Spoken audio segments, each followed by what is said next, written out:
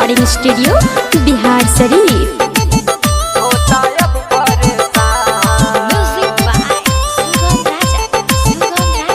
चिंता फिक्रिया बहुते सतावे लागे नानिक खान पान हो।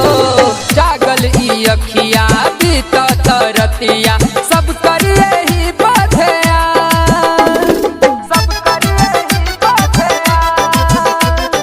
चिंता फिक्रिया बहुते सतावे लागे नानिक खान पान। जागल ई अखिया बीत तरतिया सब करिए ही बधयान।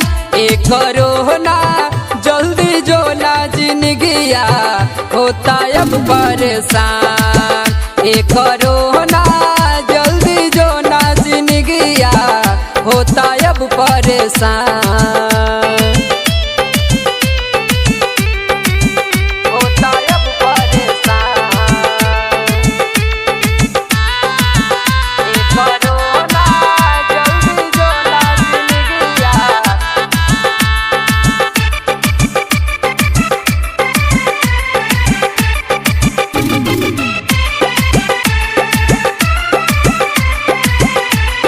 रहला से घर में अमन अगुताता, तोरा ई बात नहीं तनको बुझाता, तनको बुझाता, तनको बुझाता। रहला से घर में अमन अगुताता, तोरा ई बात नहीं तनको बुझाता।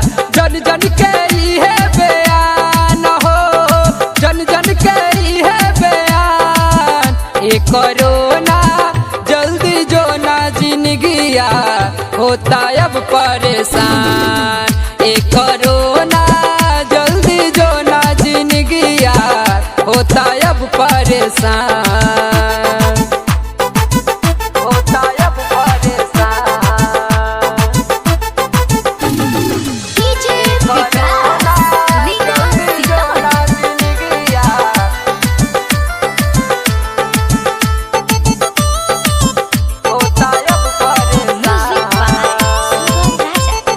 लोगवा के कितना लेबे औरी जनमा, टुन टुन नयन पूछस गाई के गनमा, गाई के गनमा, गाई के। लोगवा के कितना लेबे औरी जनमा, टुन टुन नयन पूछस गाई के गनमा।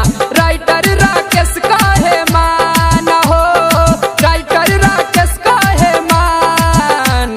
करोना जल्दी जो ना जिंदगिया होता अब परेशान। एक रोना जल्दी जो ना जिंदगिया होता अब परेशान। चिंता फिक्रिया बहुते सतावे लागे नानिक खान पान। जागल ई अखिया बीत तरतिया सब करिए ही बधयान।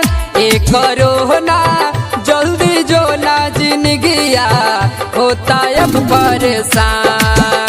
एक रोना जल्दी जो ना जिंदगिया होता अब परेशान।